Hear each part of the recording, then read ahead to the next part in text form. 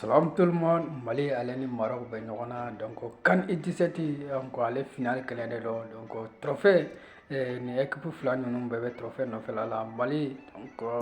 Maroc ale b'a ka terrain kan donc n'i bɛ arabu ti u ka terrain kan a ma nɔgɔn surtout final an b'a dɔn baara tɛ baaraden ye surtout ka équipe na binational camanba de b'o ka équipe na donc o y'u ka équipe dilan ni binational de ye mais anw ta in o y'an ka talent an ka fɛn fabriquer dilanlen donc an ka centre ye baara minnu kɛ o caman de b'an bolo mais olu ta y'o jigi ye Mali ka équipe ka force ye mun ye à chaque fois donc joueur dɔ de bɛ surprise kɛ i n'a fɔ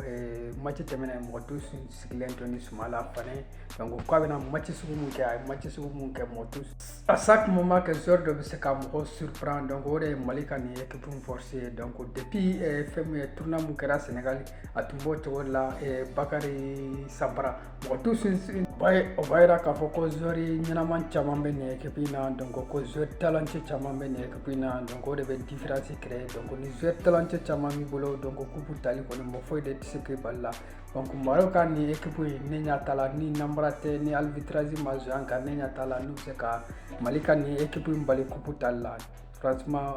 Maroc c'est vrai que binational b'u bolo mais u ka joué n'u ka joué ta lajɛ ka Mali ta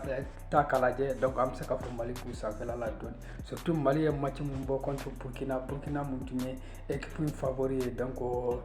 bɛɛ tun sigilen tun bɛ ni Burkina de tun ye favori ye u jouera ni système ye contre Burkina n'u sera ka jouer n'o système ye contre Maroc ka ballon da duguma donc ka fɛn min ye ka se ka ballon garder u yɛrɛ ni dama ni ɲɔgɔn cɛ u bɛ se ka Maroc ka nin équipe in bɛ se ka Mali k'u la donc mun kɔnɔna la j'espère que coach a kan ka mun kɛ donc a yɛrɛ b'o dɔn et puis donc Burkina ka match kɔni donc a ye mun kɛ n'a sera ko tactique ɲɔgɔn sigi sen kan contre Maroc déjà équipe kelen tɛ mais tun b'an bolo sini an bɛna walawali caman kɛ nin ko in na donc o de tun ye mɔgɔ kura de i kana ɲinɛ k'i abonné an ka chaîne na i kana ɲinɛ ka vidéo liker ka partager merci beaucoup